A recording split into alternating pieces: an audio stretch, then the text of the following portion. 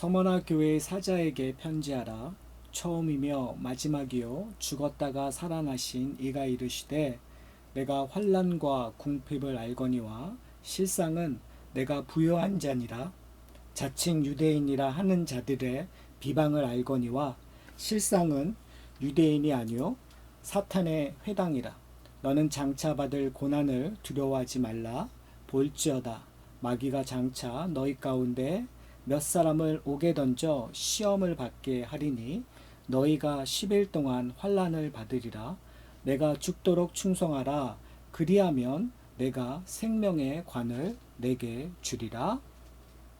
귀 있는 자는 성령이 교회들에게 하시는 말씀을 들을지어다. 이기는 자는 둘째 사망의 해를 받지 아니하리라. 종말을 살아가는 성도들에게 가장 닮은 지점이 서문학교회라고 저는 생각합니다. 저희들의 현실인 것 같아요. 현실이 돼야 돼요. 사실은 제자로 부르신 예수 그리스도의 공동체는 서머나교회의 모습들이 나타나지 않으면 어떻게 보면 교회 정체성에 대하여 퀘스천 마크를 던져야 된다고 저는 생각합니다. 그런 의미에서 이 서머나교회는 상당히 중요한 저희들에게 질문을 던지고 있습니다. 여러분 보통 우리가 인사하잖아요. 안녕히 계셨습니까? 우리가 굿모닝 하는 것처럼 샬롬 하는 것처럼 우리가 인사를 보내요. 그런 것처럼 저희의 신앙에 대해서 정말 질문을 던져야 될 거라고 저는 생각합니다. 여러분의 신앙이 평안하십니까? 여러분의 신앙이 안녕하십니까? 여러분 정말 제대로 예수님 믿고 계십니까? 라는 질문을 사실은 이 종말을 살아가는 저희들은 질문을 해야 돼요. 자주 하셔야 돼요. 만약에 우리가 이런 질문을 던지지 않으면 사실은 세상 속에 휩쓸려 가기가 너무나 쉽습니다.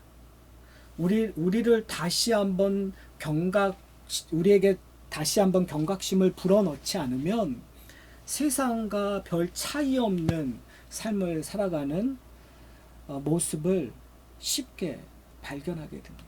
그런 의미에서 저는 이 서문학교회가 주는 의미가 상당히 중요하다고 생각합니다. 여러분 7교회는 소아시아에 있어요. 근데 이 소아시아에 있는 이 7교회들은 다 중요한 도시를 말하고 있습니다. 경제적으로 뛰어난, 무역적으로 뛰어난, 아니면 군사적으로 뛰어난 도시들에 다 교회들이 있어요. 어떻게 보면은 미국에 살고 있는, 그리고 뭐 볼티모어라는 이 도시가 크지는 않지만 그래도 DC에 가깝기 때문에 어떻게 보면 정치적, 경제적 여러 가지 면에서 다른 도시들보다 뛰어난 곳에 저희들이 살고 있습니다. 그런 도시에 살고 있는 교회로서 이 서문학교회의 의미는 상당히 있는 것 같아요. 서문학교회를 서머라는 도시를 보면요, 기원전 195년에 로마의 황제를 숭배하는 그 신전들을 짓기 시작해요. 근데 이 소아시아의 첫 번째 신전이 세워졌어요. 그만큼 로마에게 충성했던 도시예요. 근데 그 황제의 신전만 있었던 것이 아니라 거의 모든 로마의 신전들이 이 서머나라는 도시에 있었습니다. 그 말은 다른 말로 이야기하면 경제적으로, 정치적으로, 종교적으로 되게 중요했던 도시라고 저희가 기억하면 될 것 같아요. 그런 가운데 서문학 교회의 모습은 어떻죠? 도시는 부유해요. 도시는 휘황찬란해요. 그런데 교회의 모습은 환난과 궁핍이 있는, 고난과 핍박과 비방이 있는 모습. 세상은 밝은데요. 세상은 휘황찬란한데요. 교회는 어두워요. 여기에서 우리의 욕심과 야심과 우리의 세상적인 관점과 부딪힙니다. 사실은 현대를 살아가는 그리스도인들은 우리도 모르는 사이에 기복신앙이라는 것이 우리 가운데 이렇게 깊숙이 자리 잡고 있어요. 사실은 저희들이 신앙생활하는 그런 여정 속에 한두 번은 우리의 신앙에 아주 중요한 역할을 했었던 것이 사실은 기복신앙이에요. 우리도 모르게 이 땅의 복들을 추구하는, 그러니까 하나님께서 이 땅의 복들을 분명히 주실 것이라는 그 약속을 붙잡고 우리는 신앙생활을 했었어요. 이거 사실은 부인할 수가 없는 것 같아요. 그걸 어떻게 아름답게 고상하게 포장하느냐의 차이이지, 사실은 이 땅에 있는 많은 종교들은 다 그 기복신앙이라는 것들을 피할 수가 없는 것들을 발견하게 됩니다. 제가 왜 이런 이야기를 하냐면요, 우리는 그런 가운데에서 자라났기 때문에, 성장했기 때문에 우리도 모르는 사이에 교회하면 성장해야 된다고 생각해요. 교회하면 성공해야 된다고 생각해요. 교회하면 축복받은 사람들이 모이는 곳이라고 생각을 해요. 우리는 거기에 대해서 한 번도 의심의 질문을 하지 않았어요. 우리는 그것을 당연하게 생각했고, 우리는 그것을 자랑거리로 생각했고, 우리는 그것을 목표로 삼았어요. 그런데 오늘 본문을 보면 우리가 생각했던 것들, 우리가 자랑거리로 여겼던 것들이 무너져 버리는 거예요. 서문학교의 모습을 한번 볼까요? 이렇게 얘기해요. 9절에 내가 내 환난과 궁핍을 알거니와 실상은 내가 부요한 자라. 저는 이 말이 그 다음에 나오는 말과 연관되어 제 마음속에 이렇게 많이 좀 걸리는 것 같아요. 오늘 그 다음에 말이 이렇게 얘기합니다. 자칭 유대인이라 하는 자들의 비방을 알거니와 실상은 유대인이 아니요 사탄의 회당이라. 자, 9절에 반복되는 패런의 말들이 있어요. 형식들이 있어요. 근데 사실은 빠져 있기는 하죠. 왜 그러냐면 그 뒤에 보면 자칭 그러나 실상은 이라는 게 있는데 앞에 부분에는 자칭이라는 말은 없어요. 그러나 그런 의미는 분명히 있어요. 그러니까 자칭 그러니까 사람들이 보여지는 대로 보면은요, 교회라는 성모나 교회는 환난과 궁핍이 있었어요. 그런데 실상은 부요한 자라고 얘기해요. 그런데 자칭 유대인이라고 하는 사람들의 비방이 있어요. 유대인이라는 사람들이 있어요. 그런데 실상은 그들은 사탄의 회당이에요. 그러니까 말이나 이런 것들은 하나님의 말처럼 이야기하고 있는데 실상은 사단이 얘기하고 있다라는 말이라고 얘기하는 거죠. 저는 이게 계속 오늘 본문을 묵상하면서 설교를 전하는 것을 준비하면서 걸렸어요. 한번 여러분 잘 보세요. 자칭, 실상이라는 단어가 오면 우리는 뭘 생각하죠? 우리는 사실은 실상이 부요하다는 말 했었을 때 그 말의 의미가 어떠한 의미인가? 그러니까 우리가 생각하고 있는 실상과 리얼리티와 성경에서 얘기하고 있는 리얼리티가 다르다는 얘기예요. 우리는 지금 이 서머나 교회는 보여지는 이 현실은 뭐예요? 그들은 환난과 궁핍 속에 있었어요. 가난한 교회예요. 고통을 받는 거예요. 여러분, 왜 고통과 왜 가난해졌는가를 저희가 이해를 해야 돼요. 아까 얘기했던 것처럼 이 서머나 교회의 가장 중요한 경제적인 그 모든 소스가 어디로부터 오냐면 신전으로부터 와요. 그것이 황제의 신전이었던, 로마의 신들의 신전이었던. 그렇기 때문에 이 신전이 많은 도시들은 페스티벌이 많아요.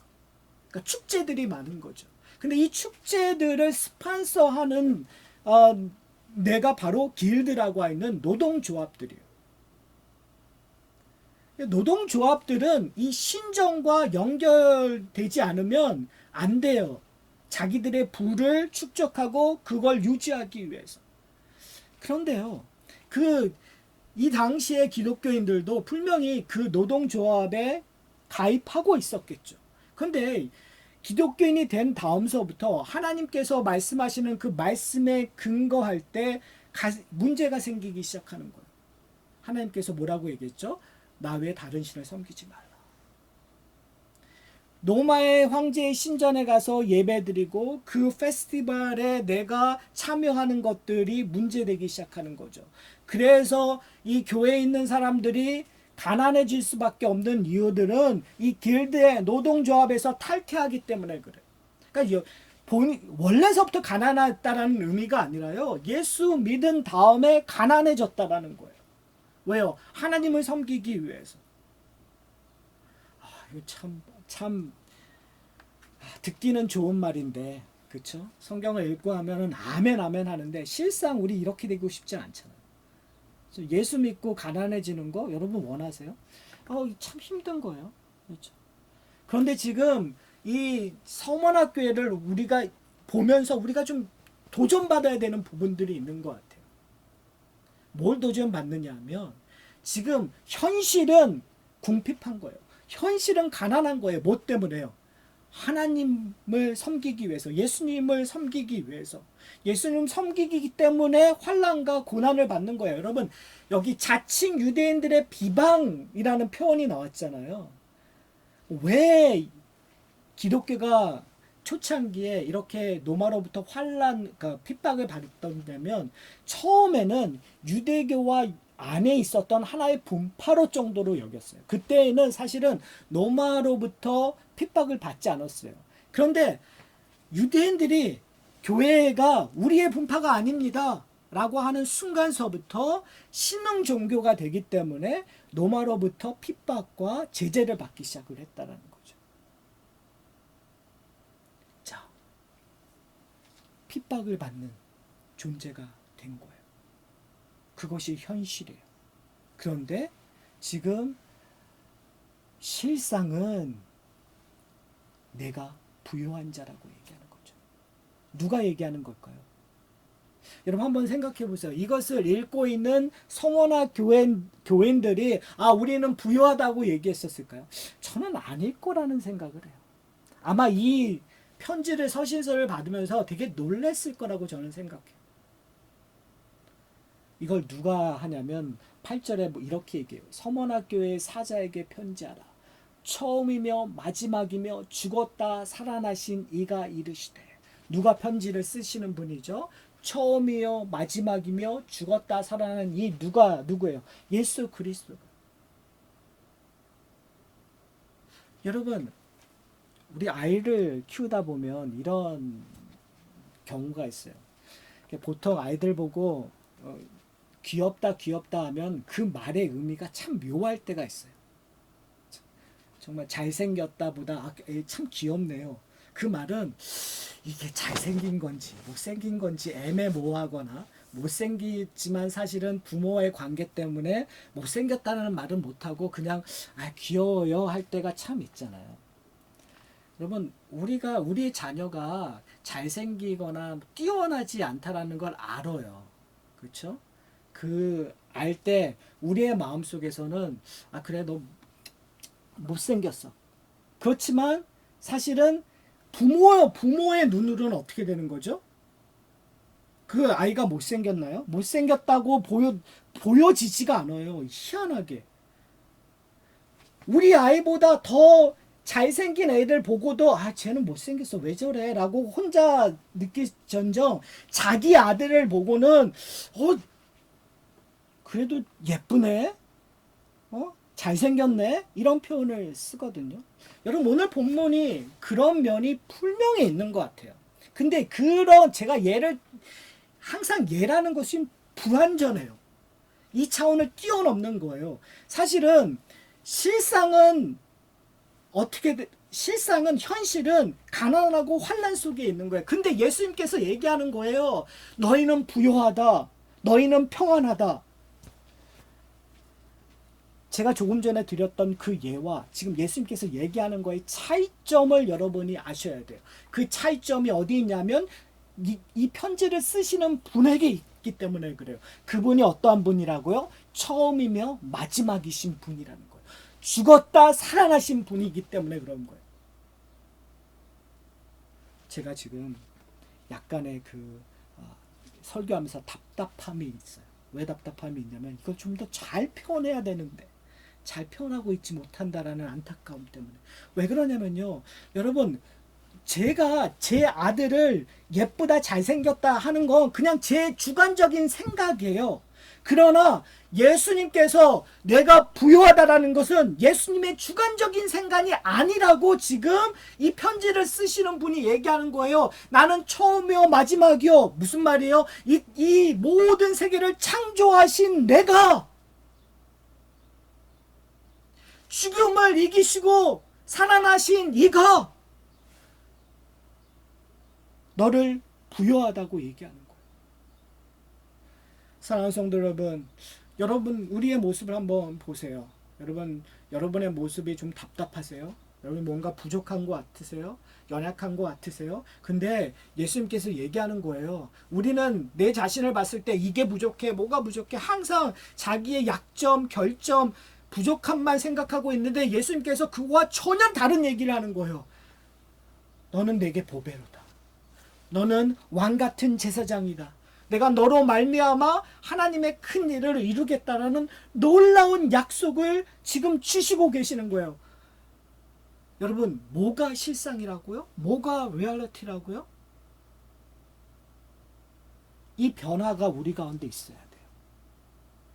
지금 예수님께서는 우리를 다르게 보기를 원하는 거예요. 우리의 자신을. 우리는 자꾸 환난과 궁핍 속에 있다고 생각하는데 예수님께서는 너는 부요한 자라는 거예요. 그러면 우리가 이제 오늘 이 말씀을 통해서 우리가 깨달아야 되는 것은, 이 서머나 교회가 깨달아야 되는 것은, 아니 이미 깨달아서 이 환난과 궁핍을 이길 수 있는 힘이 어디로부터 나오냐면 그 부요함이 무엇인지 알았기 때문에 그런 거예요. 여러분에게 지금 손에 쥐어져 있는 것, 예수님으로부터 주어진 그것을 알아야 여러분이 기쁨이 넘치고 감사할 수 있고 여러분의 그 실상이 완전히 변하는 거예요. 제가 설교하면서 되게 강조하고 있는 것들이 있어요. 그것이 뭐냐면 우리가 지금 그냥 이 땅에서 그냥 사는 것이 아니라 이 땅에서 하나님의 나라를 누리고 사는 것입니다. 그러니까요, 여러분이 지금 내가 오늘 똑같이 어저께와 똑같이 오늘 똑같은 일을 반복하고 있어도 우리는 다른 세상을 살고 있다는 거. 우리는 자꾸 이 세상의 눈으로 내가 오늘 또 반복하지, 이 지겨운 일을 또 하지 라고 우리는 생각하고 있는 거예요. 내가 어떻게 이 고난에서 벗어날까만 생각하고 있는 거예요. 그런데 예수님께서는 우리에게 내가 지금 너에게 더 풍요로운 것들, 완전한 것들을 이미 주고 있는데 왜 너는 하나님의 나라를 내가 주고 내가 누리게끔 원하는 그 하나님의 나라를 보지 못하고 있냐라고 지금 이야기하고 있다라는 사실을 저희가 기억해야 될 것 같아요. 자, 이렇게 얘기되면 맞아. 이제부터 좋은 일들이 올 거야. 이제는 좋은 날이 올 거야 라고 생각을 하잖아요. 그런데 여기엔 반전이 있습니다. 성원학교에게 주어지는 반전이 뭐냐면 10절에 보면 이렇게 얘기해. 너는 뭐야?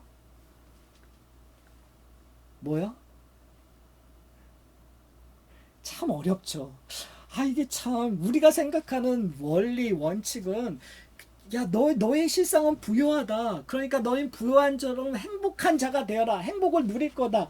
라고 하면 이게 공식이 맞아 떨어지는데, 그런데 전혀 다른 공식을 적용해요. 뭐라고요? 장차 받을 고난을 두려워하지 말라.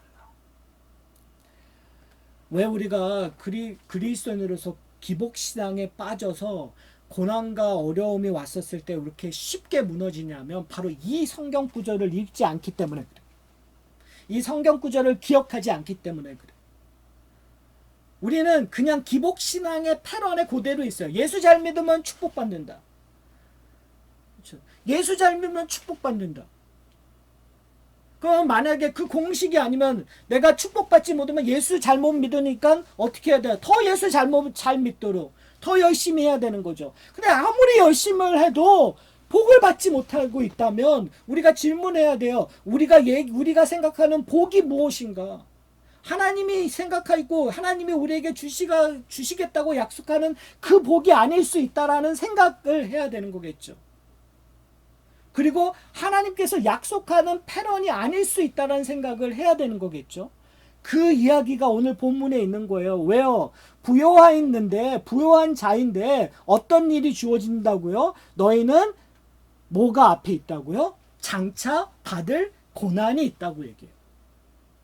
근데 그 고난을 설명하는데 뭐라고 얘기하냐면 마귀가 장차 너희 가운데 몇 사람을 옥에 던져 시험한다고 얘기해요. 이게 참 무서운 얘기들이죠. 시험해요. 여러분, 우리들의 인생을 살아가면서 여러 가지 시험으로 온다는 사실을 좀 기억하셨으면 좋겠어요.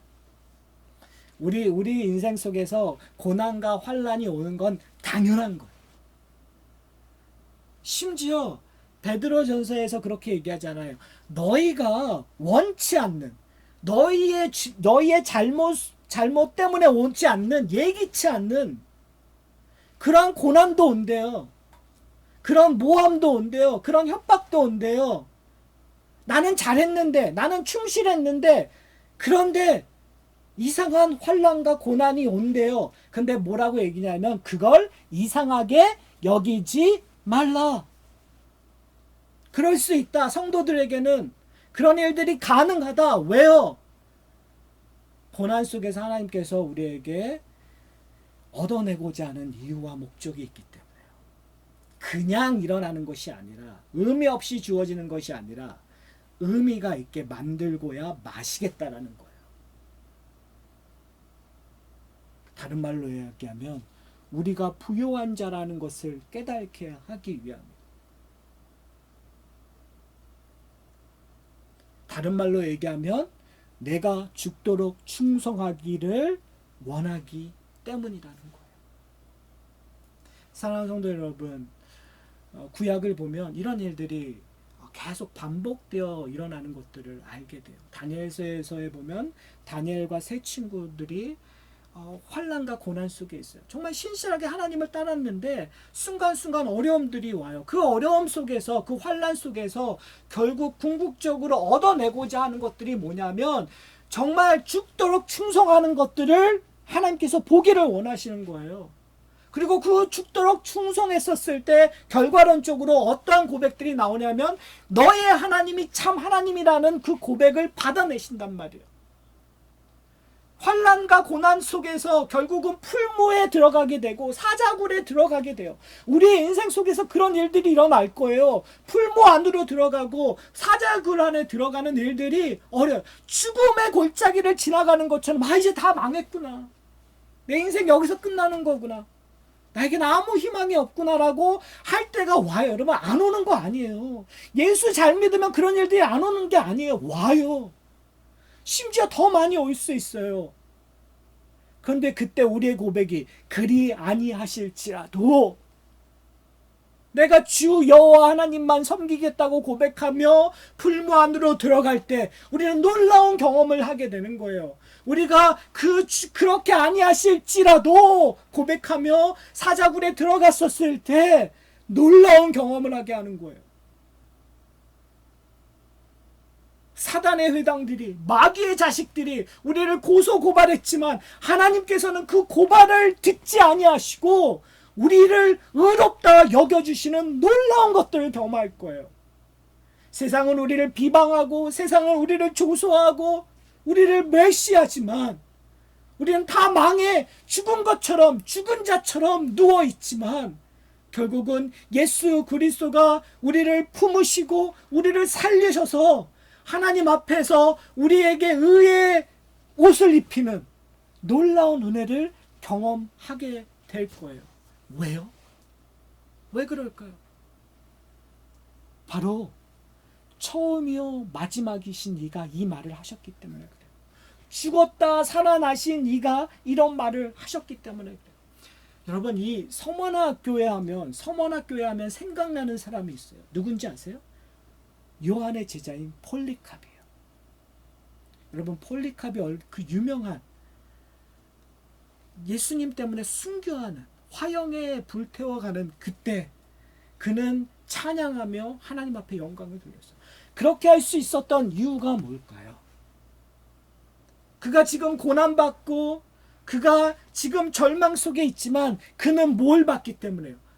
여러분, 세상의 눈으로 보면 그냥 화형당하는 거예요. 그것이 세상이 아는 것들이에요. 근데 실상은 뭐죠? 실상은 바로 그 화형의 장소가, 그 화형받는 그 순간에 천사들이 찬양하고 있는 거예요. 천사들의 칭송을 받고 있는 거예요. 하나님의 능력이, 하나님의 영광이 그 폴리캅을 통하여 드러나고 있는 거예요. 여러분에게는 어떠한 실상이 있습니까? 우리에게 보여지는 실상은 우리의 상처들이에요. 우리의 아픔들이에요. 우리의 좌절들이에요. 우리의 실패들이에요. 그러나 예수님께서 말씀하는 그 실상은 상처가 영광이 되고 우리의 실패가 승리가 되고 우리의 좌절이 기쁨이 되는, 희망이 되는. 그래서 로마서 5장에서 이렇게 얘기하잖아요. 너희가 환난 속에서 기뻐하라. 왜요? 그 환난이 인내를, 인내가 연단을, 연단이 소망으로 우리를 끌고 가기 때문에. 성도들은요, 환난을 받았다고, 고난 속에 있다고 우는 걸로 끝나는 것이 아니라 어떻게 해요? 이 환난이 연단으로, 연단이 소망으로, 소망이 궁극적으로 기쁨으로, 감사로 끌고 간다는 사실을 고백하는 자라는 거예요. 사랑하는 성도 여러분, 저는 10절에 내가 죽도록 충성하라. 그리하면 내가 생명의 관을 내게 주리라. 저는 이 말이 어떤 의미가 있을까? 근데 그 의미를 저희가 좀 이해하기 위해서는 앞에 있는 그 심판을, 환난을 받는다고 얘기했을 때 재밌는 표현을 써요. 너희가 10일 동안의 환난을 받으리라. 좀 이상하지 않으세요? 몇 사람이 오게 던져 시험을 받게 되리라. 그런데 그게 얼마 동안이요? 10일. 그러니까 정말 우리가 환난이 항상 10일만 오나요? 그 얘기는 아니죠. 여기서 얘기하고자 하는 포인트는 뭐냐면 이 환난이 영원하지 않는다라는 거예요. 이 환난이 정해진 시간이 있다라는 거예요. 여러분, 우리가 지금 어려운가 할 때 영원할 것 같다고 생각하시지만 그렇지 않다라는 거예요. 아니, 우리가 생각하는 영원의 그 시간의 그 개념과 하나님이 생각하는 영원의 시간은 틀리다라는 거죠.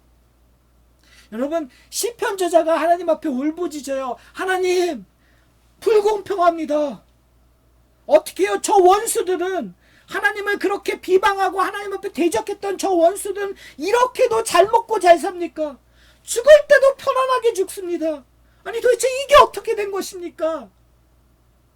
아니, 내가 열심히 하나님을 믿고 하나님을 찾고 하나님을 섬겼는데 나는 이렇게 어렵게 사는데 저 원수들은 이렇게 당당하게, 이렇게 즐겁게 정말 뭐든지 다 누리고 살고 있습니까? 이건 불공평합니다라고 했었을 때 여러분, 하나님께서 뭘 얘기하고 싶었을까요?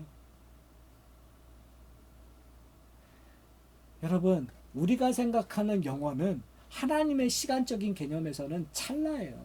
몇 초예요.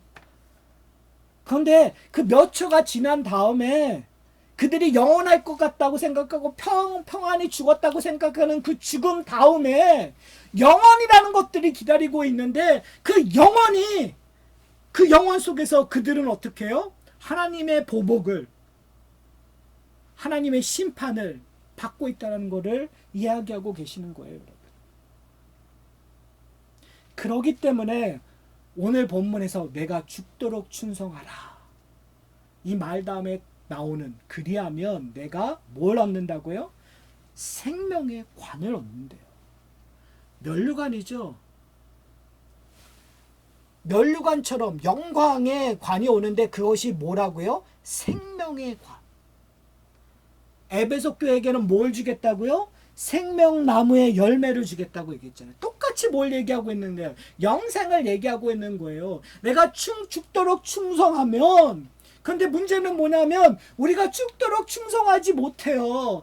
여기 보세요. 내가 알거니와 너희가 환난과 궁핍 속에 있다라는 거 안다라는 거예요. 그 가운데 얼마나 제대로 죽도록 충성했겠어요. 솔직히 말씀드리면 여러분, 서원학교회가 뭐 대단했다, 대단할 수도 있죠. 그러나 저는 단언컨대 서원학교회나 하산학교회나 거기서 거기에요. 백부예요, 여러분. 여러분, 베드로나 저희나 거기서 거기에요, 여러분. 무슨 말씀을 드리고자 하는 것은 뭐냐면, 너희가 환난과 궁핍 속에서 지지고 볶고하는 거 아는데 결과론적으로 예수님께서 우리의 실상은 어떻다고 얘기한다고요? 부요하다. 우리는 정말 충성하는 것 같기도 하고 안 하는 것 같기도 하고 하지만 실상은 어떻게 해요? 죽도록 충성하도록 만들어 보시겠다는 거예요. 그렇게 인정하시겠다는 거예요. 누구 때문에요? 예수 그리스도 때문에, 이 편지를 쓰고 계시는 분 때문에, 처음이요 마지막에 죽었다 살아나신 그분이 우리의 죽음을 이기실 그 첫 번째 열마가 되신 예수 그리스도가 우리를 어떻게 하신다고요? 죽도록 충성한 자로 만들어 버리시겠다는 거예요. 그래서 여기서 뭐라고 얘기하죠? 귀 있는 자들아 들을지어다. 이기는 자에게 뭘 주겠다고요? 둘째 사망의 해를 받지 않게 하겠다. 둘째 사망이라는 것들은 영원히 죽는 마지막 심판의 그것들을 받지 않게 하리라. 왜요? 우리는 예수 그리스도로 말미암아 다시 태어난 자이니까요. 다시 태어난 자에게는 뭐가 주어지니까요? 생명의 면류관이 주어지기 때문에 더 이상 둘째 사망이 우리를 덮칠 수가 없어요. 사랑하는 성도 여러분, 저는 이 서머나 교회 이야기가 우리의 이야기가 되었으면 좋겠어요. 우리의 이야기가 되기 위해서 우리가 해야 될 것이 있다면 무엇일까요? 우리는 기억해야 돼요. 고난은 저주가 아니라 축복이다. 세상은 고난을 저주라고 얘기해요. 세상은 고난은 실패라고 얘기해요. 세상은 고난은 운이 없는 거라고 얘기해요. 그러나 고난이야 힘들고 아프죠. 그러나 성도들은 고난이 힘들고 아플지라도 고난은 축복이라고 고백해야 돼요. 왜요? 궁극적으로 고난이, 우리가 받는 고난과 핍박이 영원한 것이 아니라 그 고난과 핍박 다음에 뭐가 기다리고 있기 때문에요. 생명의 면류관이 기다리고 있기 때문에, 그 영원히 주는 축복이 있기 때문에 우리는 고난이 축복이라고 고백하는 사람들이에요. 그리고 우리는 고난의 부유함을 살아가는 존재라는 것들을 여러분이 기억하셔야 될 것 같아요. 우리가 받는 고난들은요, 다 누가 받으신 거죠? 예수 그리스도가 받고 가신 길이에요.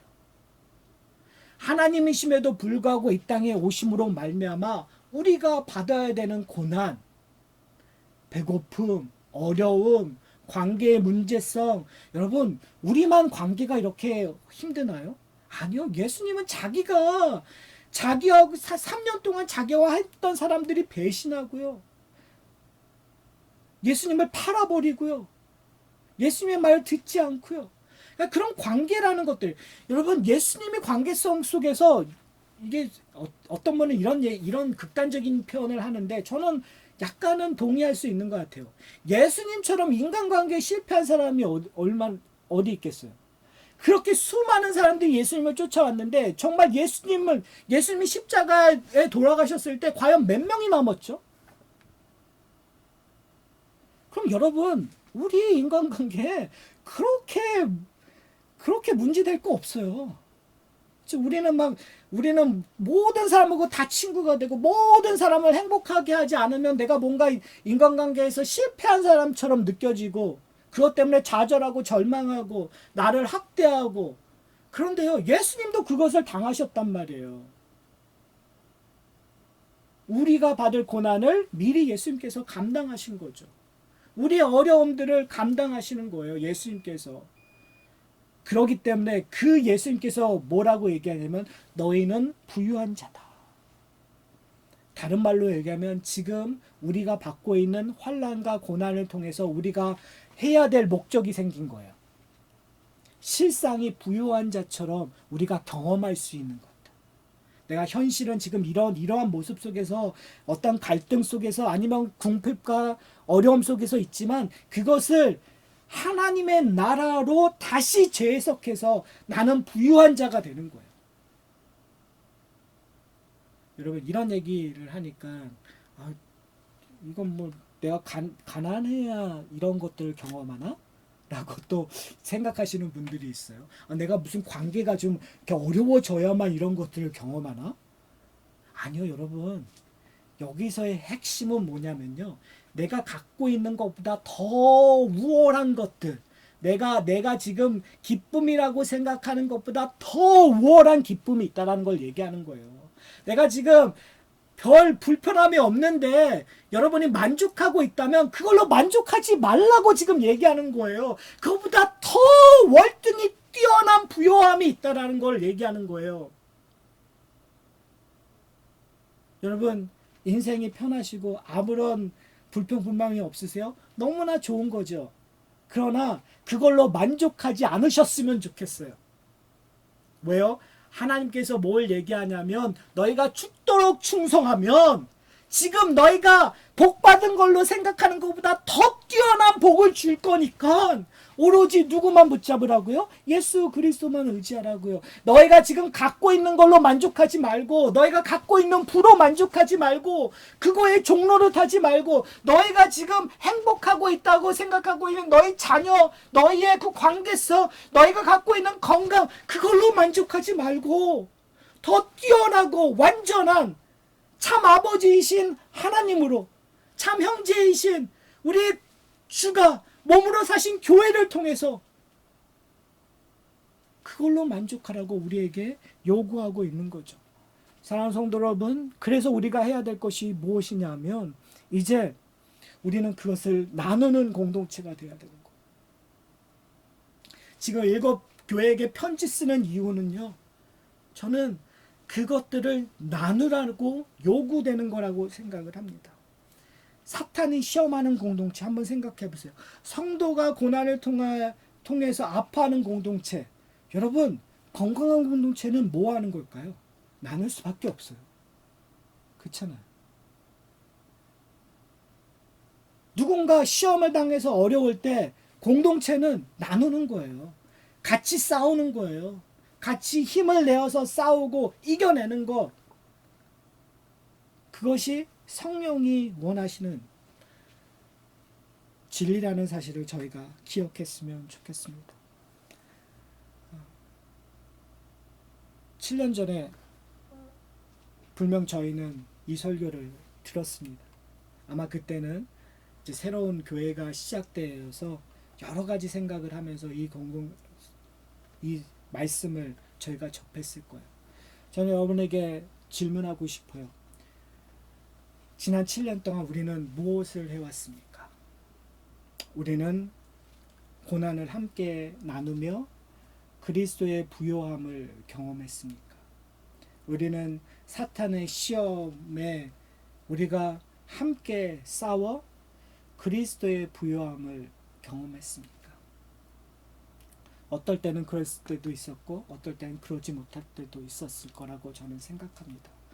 7년이 지난 후 우리가 해야 될 것은 뭐냐면 하나님 앞에 우리가 못했던 것들 회개하고 이제는 하나님 이 하산학교의 공동체가 부요함을 누릴 수 있게끔 해달라고 함께 기도하는 거라고 저는 생각합니다. 함께 기도하고 한 몸을 품고 그 방향으로 가는 것. 여러분 그렇게 하시는 이가 누구시라고요? 성령께서 하실 거예요. 지난 7년 동안 여기까지 있게 하신 그 성령께서 이제 앞으로 우리를 그로 끌고 갈 거예요. 제가 여러분들에게 부탁드리고 권면하고 싶은 것은 뭐냐면 그의 인도하심에 우리의 삶을 좀 맡겨봤으면 좋겠다는 거예요. 이 공동체를 그 인도하심에 맡겨서 우리의 현실은 어렵고 좌절되고 절망되고 환란이 있더라고 하더라도 이 하산학교의 공동체를 통하여 우리가 부요하다라는 것들을 경험하는 놀라운 축복이 여러분의 가정과 이 공동체에 풍성하게 임하기를 소원합니다.